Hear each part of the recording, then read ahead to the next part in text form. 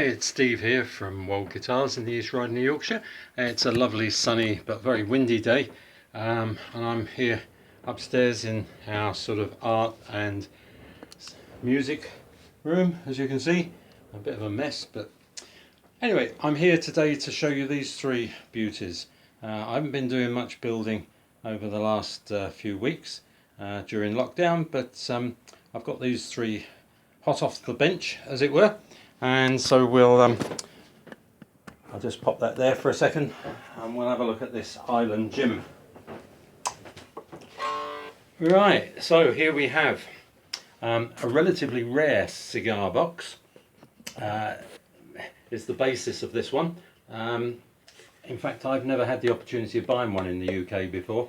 They're reasonably plentiful in America, but here in the UK very few and far between, but one came up for sale. I had to pay quite a bit for it, certainly a lot more than I would normally pay for a cigar box, but I couldn't resist it. It's just crazy, man. Hey, crazy, crazy, crazy. And because it's Island Jim, I decided to team it up with a piece of wood I've had sat around in my garage or around my person, as it were. Not the same garage all the time, for about the last 5 to 7 years, and it's a piece of driftwood that I picked up. It looks like the bottom of a pallet. It's a hardwood, possibly Douglas fir, I'm not sure, but it is really hard. I can testimony to that in drilling the tuning peg holes. Had to be really sort of accurate because as I say, very hard. It's teamed up with a maple fretboard. We've got closed chrome tuners. I've put a nice little palm tree on the top to go along with the Island Jim theme. Stained maple bridge with a machine screw saddle, and there's a machine screw nut as well. We've got side dot markers, and as you can see, stained position markers on the top.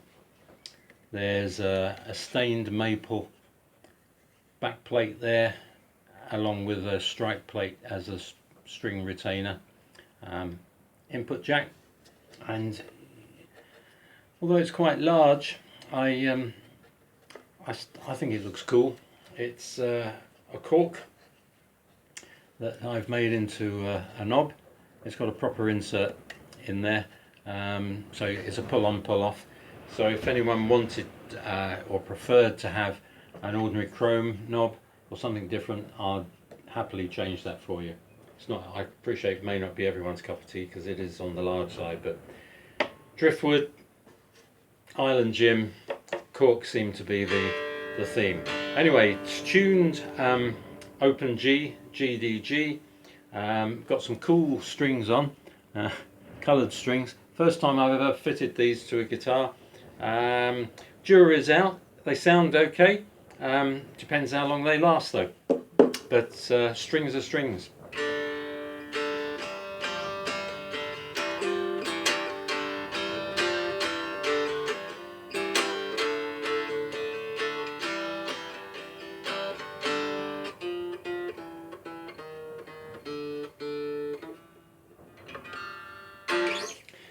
Plays well acoustically. The action on it is pretty good.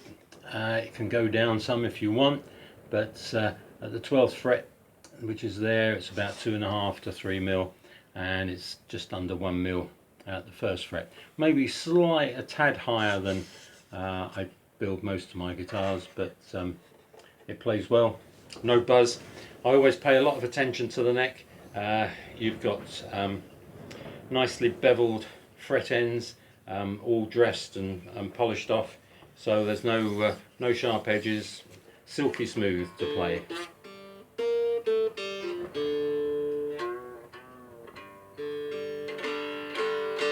So that's it's got a little piezo pickup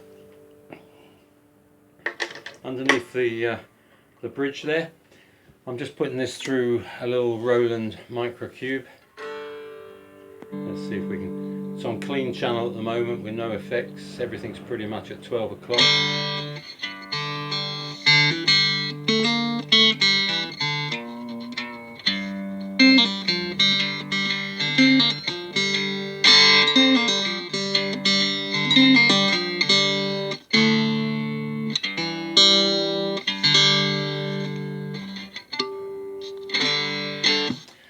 Let's put some, should we put some reverb, delay on or something like that.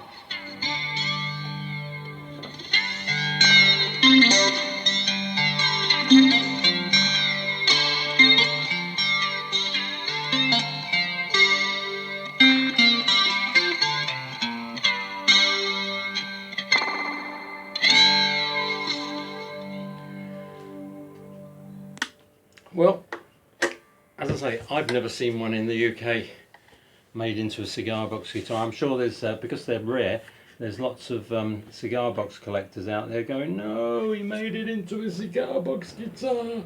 I wanted it without holes in it. But there we are. That's what we've got for sale. So if you've got any queries whatsoever, that's my contact details. By all means, get in touch with me. As you saw earlier, I've got 2 other guitars for sale at the moment, and I do take commissions as well. Made quite a few for various people around the world over the last couple of years. So don't hesitate, get in touch. Anyway, thanks ever so much for watching. Stay safe and keep on trucking.